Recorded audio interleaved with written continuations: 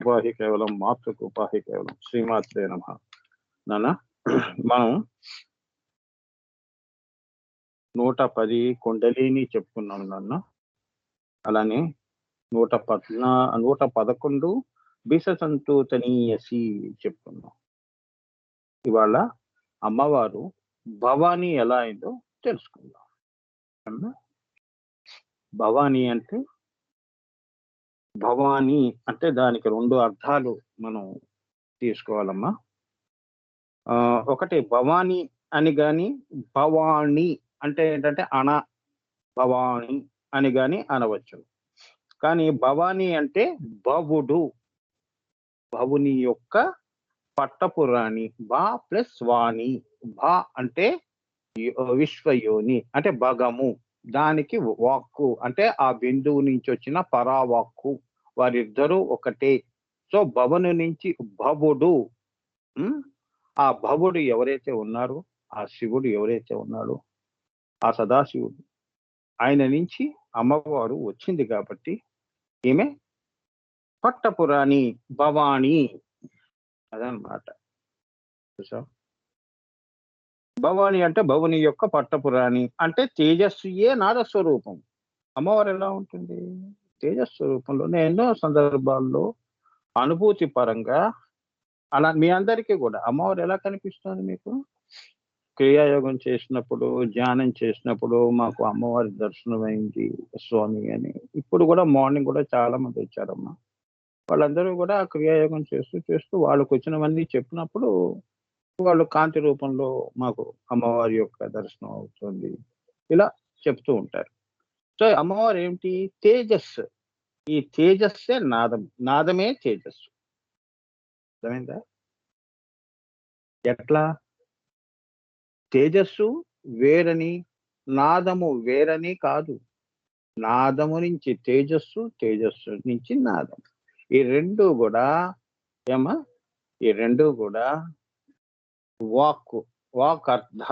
వాక్కు ప్లస్ అర్థం ఎలా కలిసి ఉంటాయో ఈ సృష్టిలో విడదీయలేని ఎవరు కూడా స్థూల సూక్ష్మతర సూక్ష్మతమంలో కూడా ఈ రెండిటిని ఎప్పుడు ఎవరికి అంత శక్తి విడదీయటం అనే శక్తి లేదు. వాక్కుని అర్థాన్ని వేరు చేసి మాట్లాడండి. ఉదాహరణకి మళ్ళీ గ్యాప్ ఇచ్చి మా అంటే మా అనే అక్షరాలు పలికాడండి అంటారు. అమ్మ అని అన్నాను అనుకోండి, దానికి ఒక అర్థం వస్తుంది. అవునా? విడదీస్తే అర్థం లేదు, పర్థం లేదు. అలా అన్నమాట. ఉదాహరణ చెప్పాను. ఈ సృష్టి అంతా కూడా తేజస్వరూపిణి. అమ్మవారు ఏంటి? తేజస్వియే నాదస్వరూపం. ఓం అంటున్నాం అనుకోండి, మనకి తెలియకుండా తేజస్సు, ఈ నాదమే తేజస్వరూపంతో సూర్యుడు సూర్యకిరణాల, చంద్రుడు చంద్రికలు, ఆయన నుంచి చంద్రుడి నుంచి చంద్రికలు వస్తున్నాయి. వెన్నెల ఎలా కురుస్తుంది? చంద్రుడి నుంచి కురుస్తుంది కాబట్టి ఇది అదేమో తేజస్సు అయితే ఇది నాదముగా వెన్నెలగా కురుస్తోంది. నాదముగా పరాపశ్యంతి మధ్యమ వైఖరిలో ఈ సృష్టి చేస్తోంది ఈ అమ్మవారు. అందుకే ఈ తల్లి భవానీ. సింపుల్. ఇది జ్ఞాన అంటే ఏంటంటే పరజ్ఞాన. పరా ప్లస్ జ్ఞాన. ఇప్పుడు నారా ప్లస్ ఆయనము. నారాయణుడు అన్నప్పుడు ఆయనము ఏంటంటే ప్రయాణము. పైనుంచి ఈ యొక్క తేజస్సే కాంతి రూపం నుంచి ఇది తేజస్వరూపం నుంచి పాంచభౌతికంగా ఇది పంచభూతములుగా మనకి ఈ వాన కురవటం ఇవన్నీ కూడా వస్తున్నాయి. సో ఈ తేజస్సు ఏమవుతోంది? సృష్టి అవుతోంది. సో అమ్మవారు అలా ఆ భవుని యొక్క పట్టపురాణి అక్కడి నుంచి బయలుదేరి అమ్మవారు తేజస్వియే నాదముగా, నాదమే తేజస్సుగా, తానే రెండుగా శివాశక్తి రెండుగా ఆమె నాదమే తేజస్వరూపంగా అయిన పరాశక్తి అఖిలాండ కోటి బ్రహ్మాండమే ఆమె భవనము. ఎంతవరకు ఆ యొక్క తేజస్సు ప్రవహించిందో ఈ యొక్క భూతాకాశాలు, ఈ పాతాళ లోకాలు ఎంతవరకు సృష్టి అమ్మవారు ఇచ్ఛతో నిర్మించినది. అంటే ఇంతవరకే ఉందా స్వామి? అమ్మవారికి ఇంతవరకే శక్తి ఉందా? ఈ 14 లోకాలు శ్రీచక్రం అంతా కూడా ఇంతవరకే అమ్మవారు చేసిందా అంటే ఇటువంటి సృష్టిలు ఇంకా విశ్వాంతరాలలో ఎన్నున్నాయో నీకు తెలియదు, నాకు తెలియదు. ఏమా ఒకే సూర్యుడు ఉన్నాడా? వేల మంది సూర్యుడు ఉన్నారు. అవునా? ఒక్కొక్క ఋతువుకి ఒక్కొక్క సూర్యుడు. హేమంత ఋతువు, వర్ష ఋతువు, వసంత ఋతువులు. ఈ ఋతువుల్లో సూర్యుడికి ద్వాదశాదిత్యుడు అంటారుగా. అట్లా ఈ సృష్టి ఎలా ఉంది అంటే నువ్వు చూసినదే సృష్టి కాదమ్మా. చూడనిది ఇంకా ఎంతుందో. అదే నీ యొక్క భక్తి తత్పరలు. ఆ తత్పరత అనేది అమ్మవారి దగ్గర పెట్టాలి. అప్పుడు అమ్మవారే నీకు చూపిస్తుంది. తన కనులు నీ కనులుగా చేసి చూపిస్తుంది. మన ప్రయత్నం ఎప్పుడు ఉండకూడదు. ఆ యొక్క తారక అనేది నీకు ఇచ్చి చూపిస్తుంది. ఇదిగో సృష్టి అని. అమ్మా ఈ అమ్మవారి యొక్క అఖిలాండ కోటి బ్రహ్మాండమే ఆమె భవనము. అందుకే ఎక్కడో ఒక ఆకాశంలో ఆవిడ కూర్చునే లేదు. బిందువు నుంచి భూపురాజు రేఖల వరకు చివరికి పిపిలికాది బ్రహ్మ పర్యంతము, కింద పాతాళ లోకాలు, అధ ఊర్ధ్వ పార్శ్వ ఏ లోకాలు నువ్వు చూసినా కూడా అన్నిటి లోకాలని సింహాసనముగా చేసుకుని కూర్చున్న హ్రీంకారాసన గర్భిత నలసికాం. ఆ తల్లియే భవానీ. ఆమె కనుసన్నల్లో ఈ సృష్టి అంతా కదులుతూ ఉంటుంది. ఉన్మేష నిమిషోత్పన్న విపన్న భువనావళి సృష్టి శిథిలయ తిరోధాన వమనాలు ఇలా వస్తాయి, అలా వెళ్ళిపోతాయి. ఆ తల్లి కన్ను మూసి కన్ను తెరిచేలా ఉంటాయి. ఇటువంటి ఎన్ని సృష్టిలు మరి గతంలో పూర్వ సృష్టిలో వచ్చాయో, ఎన్ని యుగాలు, సత్యయుగము, కలియుగము, ఇటువంటివి. మనకి తెలిసింది ఒకే శ్రీకృష్ణుడు. ఈ శ్రీకృష్ణుడు గా పూర్వ సృష్టిల్లో ఎలా ఉన్నాడో కూడా మనకు తెలియదు. దశావతారాలు ఎలా ఉన్నాయి కూడా తెలియదు. ఏమా ఇప్పుడు మనం ఉన్నాం కదా, మనకే పూర్వజన్మలు ఉన్నాయిగా. ఎన్ని అవతారాల నుంచి మనం వస్తున్నాం, ఇప్పుడు ఈ అవతారంలో ఉన్నాం. అలానే దేవతలకు కూడా ఎన్ని సృష్టిల్లో వాళ్ళు ఉన్నారు. లెక్కకు మించి నారాయణులు ఉంటారు, లెక్కకు మించి లక్ష్మీనారాయణులు, లెక్కకు మించి శివ పార్వతులు, వీళ్ళంతా. అలా ప్రతి సృష్టిలోనూ ఈ సృష్టి శిథిలయ తిరోధాన వామనాలు, పంచకృష్ణ పరాయణ అమ్మవారు. ఈ 5 పనులు ఆమె ఇచ్చ ఉన్నంత వరకు కూడా ఈ దేవతలందరూ కూడా అమ్మవారిని సేవిస్తూ ఉంటారు. ఆమె చెప్పిందే వేదముగా భావించి బ్రహ్మ విష్ణు మహేశ్వరులై అమ్మవారి మాట పాలిస్తూ ఉంటారమ్మా. మనం మరి మనకెంత అదృష్టం, వారికి ఇచ్చిన స్థానాన్ని మనకిచ్చింది ఈ భూమి మీద. ఏమే నువ్వు కూడా ఈ పని చేయి, అమ్మవారి పని ఏదో నీకు ఇచ్చింది అనుకో. ఎవరికైనా ఇప్పుడు నాకు ఒకటి ఇచ్చింది, ఆనందంగానికి ఒకటి ఇచ్చింది. ఈ మహానుభావులు, మహాపురుషులు వీళ్ళందరికీ కూడా అమ్మవారి పనే పెట్టుకొని పైన పరాలో పెట్టుకొని అదే సంకల్పంతో భూమి మీదకి వస్తారు. ఆ సంకల్పంలోనే నిమగ్నులు అవుతారు. ఆ సంకల్పంలోనే సేవ చేస్తారు. ఆ సంకల్పంలోనే ప్రకృతిని కూడా కాపాడుతూ, ధర్మాన్ని కాపాడుతూ మళ్ళీ వెళ్ళిపోతూ ఉంటారు, మళ్ళీ వస్తూ ఉంటారు. వీళ్ళెప్పుడూ రాకపోకలు ఎప్పుడూ ఉంటాయి. అమ్మవారి అంశ దేవతలందరూ వస్తున్నారు, పోతున్నారుగా. అది అమ్మవారి యొక్క గొప్పతనం. అందుకే ఇన్ని భవనాలకి, 14 భువనాలకి తల్లి మరి నాదమే తేజస్సు స్వరూపముగా పరాశక్తి కాబట్టి అఖిలాండ కోటి బ్రహ్మాండమే ఆమె భవనము. మన ఇల్లు ఎక్కడ ఉంది అంటే మన అడ్రస్ చెప్తాం, అమ్మా పలానా వీధిలో పలానా స్ట్రీట్ నెంబరు, పలానా ఇంటి నెంబరు అని ఎలా చెప్తున్నావో మనకి అంతే మన భవనము. మన జీవితానికి అదే భవనము. అందులోనే జీవితం వెళ్ళిపోతూ ఉంటుంది. అక్కడి నుంచే మనం చివరిగా అమ్మవారి దగ్గరికి వెళ్ళిపోయేది కూడా అక్కడి నుంచే. కానీ అమ్మవారు ఇంత బిందువు నుంచి కింద ఆమె ఎంతవరకు ఇచ్చ చేసిందో ఆ సృష్టి అంతటికీ కూడా ఈ తల్లి ఏమిటి ఈ తల్లి యజమానురాలు. అందుకే ఈ వస్తువును మనం భ్రమలో ఇవన్నీ నావి నావి మనం అనుకున్నా కూడా చివరికి మళ్ళీ అన్ని అమ్మవారికి అప్పచెప్పి వెళ్ళిపోవాలి. అంతేగా. ఇప్పుడు ఉదాహరణకి ఎక్కడైనా ఏదైనా దేవాలయంలో మంచి కాటేజెస్ బుక్ చేసాం అనుకో అమ్మా, వాళ్ళన్ని ఫెసిలిటేషన్స్ అన్ని క్రియేట్ చేసి ఒక రేట్ ఫిక్స్ చేసి నీకు ఇస్తారు. All comforts and luxuries that you can undergo.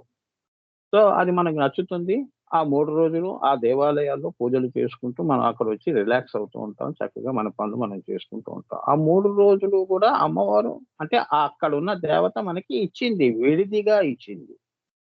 ఆ 3 రోజులు అయిపోంగానే బిల్లు పే చేసి మనం వెళ్ళిపోతాం. మళ్ళీ అక్కడే ఇంకోళ్ళొచ్చి ఆక్యుపై చేస్తారు.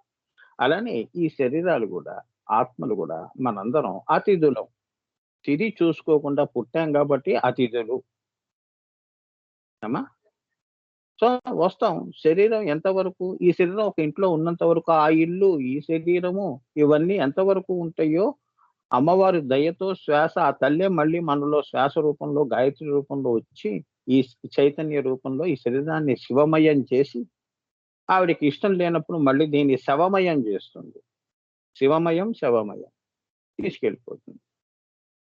సో, ఇక్కడేంటి ఆఖరికి ఈ భువనాల్లో ఈ వస్తువులన్నీ గూడా అమ్మవారికి చెందినవే. నా అనేది ఏదీ లేదు ఈ భూమి మీద అనే ఒక గొప్ప వేదాంతం. హ్మ్. ఈ తేజస్సు, నాదము, నాదేచే తేజము ద్వారా మనము సంగ్రహించవలెను. అది. ఆ రకంగా నీ మనసు ఎదుగుతుంది. ఏమ్మా! అమ్మవారు ఎప్పుడు గూడా మనసు ముందుకు పెట్టి మాట్లాడదు. అందుకే ఆమె రహస్యం. ఆమె మనస్సు రహస్యం. సో, నువ్వు కూడా ఆ రహస్య మార్గాల్లో, మౌనంలో అమ్మ మనసు దగ్గరికి చేరితే, ఆ తారక అనేది నీకిచ్చి, ఈ సృష్టంతా చూపిస్తుంది. ఈ భవనాలన్నిటిని దర్శనం చేసుకుంటావు. చిద్గగన చంద్రిక అంటే అది. యోగా దృష్టి అంటారు కదమ్మా! నీకెప్పుడు ఇది భౌతిక దృష్టి. నువ్వు ఒక ఫిజికల్ ఒక మాధ్యమము ద్వారా సృష్టిని చూస్తున్నావు. యోగా దృష్టిలో శివ దృష్టి వస్తుంది. మూడో అంతర్నేత్రము అంటారు. అది అమ్మవారిది. మూడో కన్ను నుంచి చూస్తావు. అర్థమైందా? అది. ఇది యోగా రహస్యాలు. నిష్క్రియా రహస్యాలు, అలానే క్రియా రహస్యాలు. అన్నీ గూడా మూడో కన్ను దగ్గర, అంతర్నేత్రం దగ్గర పటాపంచలైపోతాయి. అప్పుడే కదా నువ్వు చెప్పేది అహం బ్రహ్మాస్మి అంటావు. కింద ఎన్నో చెప్తావు. కానీ ఈ మాటలన్నిటికీ కూడా గాల్లోనే పుడుతున్నాయి, గాల్లోనే పెరుగుతున్నాయి, గాల్లోనే కలిసిపోతున్నాయి. కానీ శాశ్వతంగా నువ్వు అనుభూతి అనేది మూడో కన్ను దగ్గర అహం బ్రహ్మాస్మి ఉన్నది ఒకటే అనేది నీతో ఒప్పిస్తుంది. ఇదంతా కూడా నేనుగా భాషిస్తున్నాను అనే ఆలోచన నీకొస్తుంది. ఆ అనుభూతి నీకిస్తుంది. అప్పుడు నువ్వు పొందిన ఆనందం అంతా ఇంత కాదు. అవునా? దాన్ని వాడు చిద్గగనంలోకి ప్రస్థానం చేస్తున్నాడు అని. అదే ఖడ్గమాల. అమ్మవారి కాంతి లోకాల్లో నిన్ను అడుగు పెట్టనిస్తుంది. ఇంకా అక్కడి నుంచి అమ్మవారు తనలో కలుపుకోవటానికి.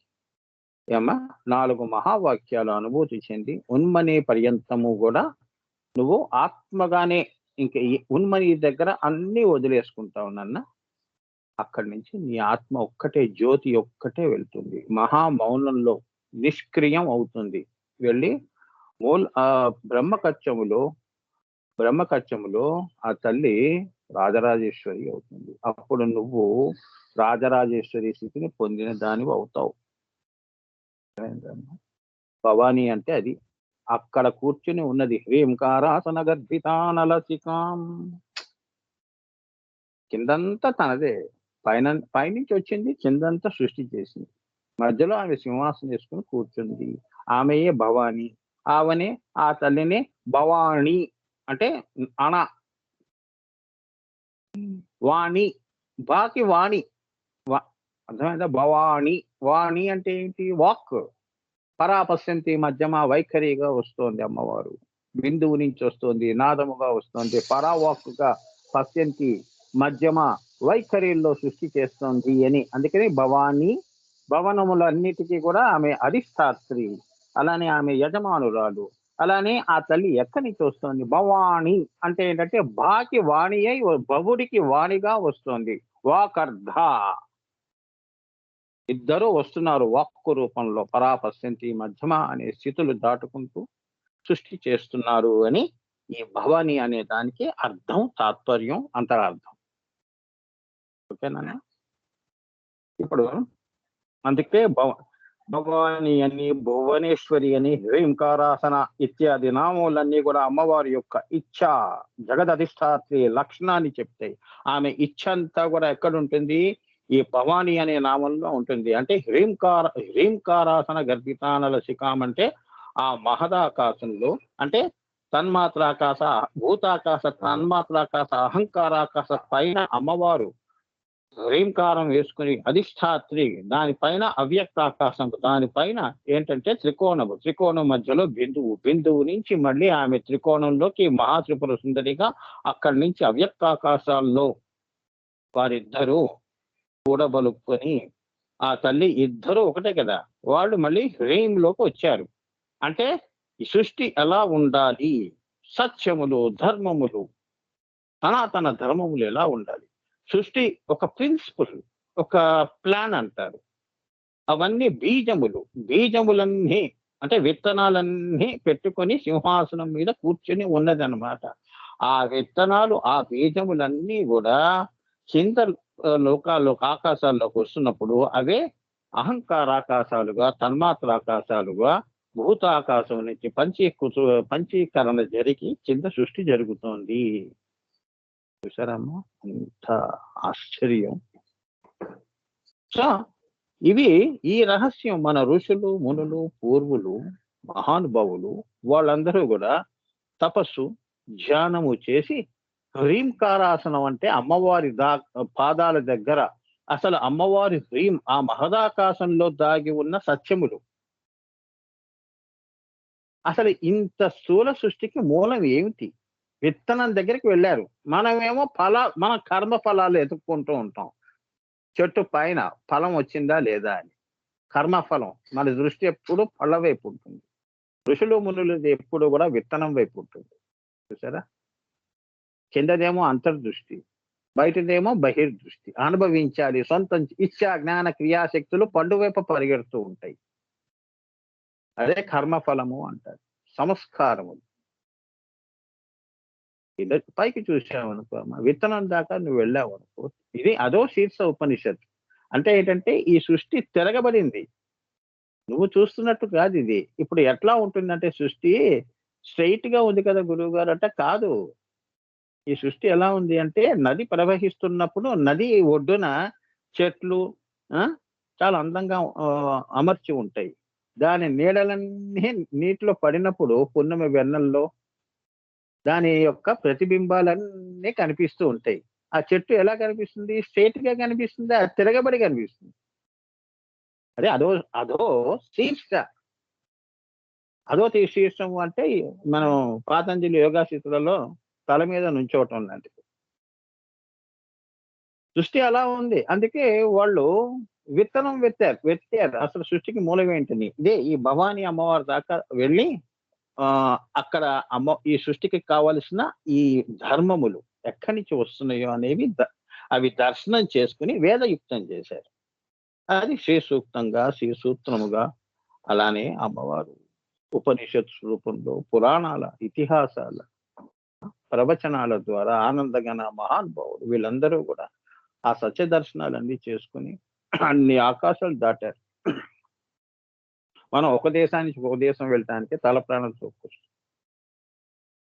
సో వాళ్ళు అక్కడ దాకా సూక్ష్మము, స్థూలము నుంచి కూర్చొని ధ్యానంలో కూర్చొని సూక్ష్మ శరీరాన్ని దాటి, అంటే సూక్ష్మ లోకాలు దాటి మళ్ళీ సూక్ష్మతర అంటే భువర్లోకము, అలానే శక్తిమయ కేంద్రము దాటి, ప్రకృతిలో శక్తులు ఉంటాయి కదా, ఎలక్ట్రోమాగ్నెటిక్ పవర్స్ అంటారమ్మా, అవి కూడా దాటుతారు. దాటిన తర్వాత కాన్షియస్ మైండ్ లోకి వస్తారు, అంటే ఆజ్ఞా చక్రంలోకి వస్తారు. ఇంకా అక్కడి నుంచి పైకి వెళ్తారు.